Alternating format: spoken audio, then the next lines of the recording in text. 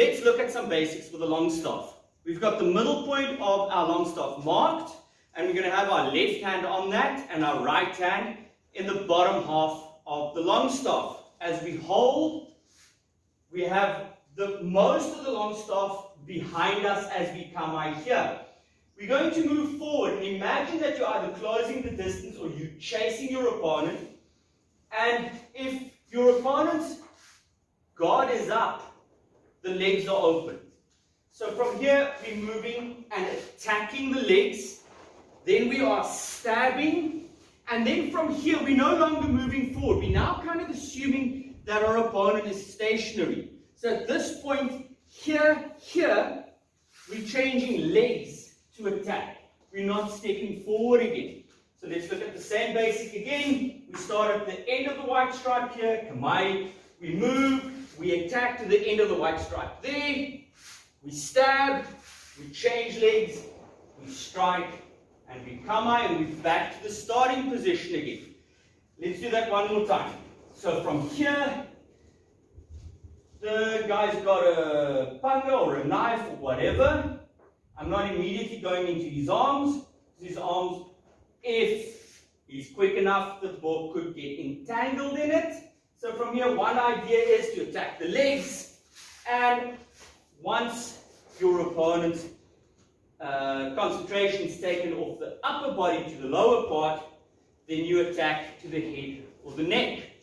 Okay, let's run through that basic one more time slowly, and then we go to the striking dummy and we experiment with how each impact will work.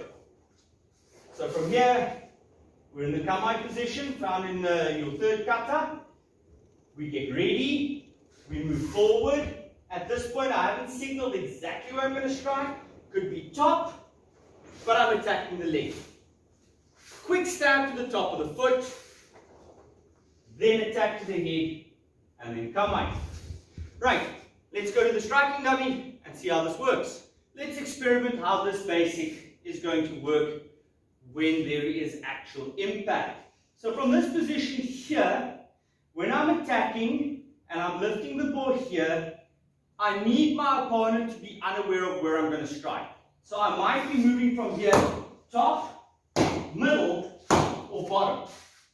So at that point, while I'm moving forward, I'm not lifting and starting the strike while I'm stepping.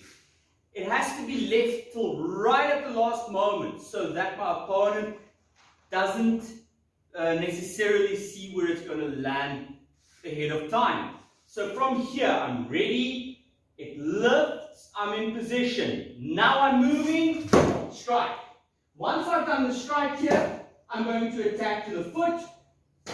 Try and imagine that this has a spike on it. So don't just think impact, think stabbing right through that target. If you miss, you miss. But the intention should be enough to give your opponent something to think about.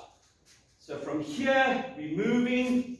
1, 2. Once I've done the strike here, I'm no longer chasing forward. This is where my opponent is. I'm going to change legs, and I'm going to do my finishing strike.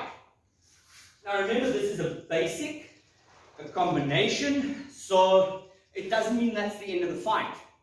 It could very well be that as I'm striking here, my opponent grabs the ball, and now I need various other ways of getting out of that grip. But let's focus only on this combination, which is I'm striking at the leg and then at the head. So one more time. Most of the weapon is hidden behind me. I get ready, I move, and I finish the fight. Right, so if you have access to a striking post like that, or just simply a punching bag will do as well. Just be careful with the strikes, it could damage your punching bag. Otherwise, a banana tree that needs to be chopped down, anything that's not in long term going to damage the weapon you're working with. Good enough if it gets damaged in the real fight, but otherwise you've got to keep buying weapons to train. So, have fun and enjoy.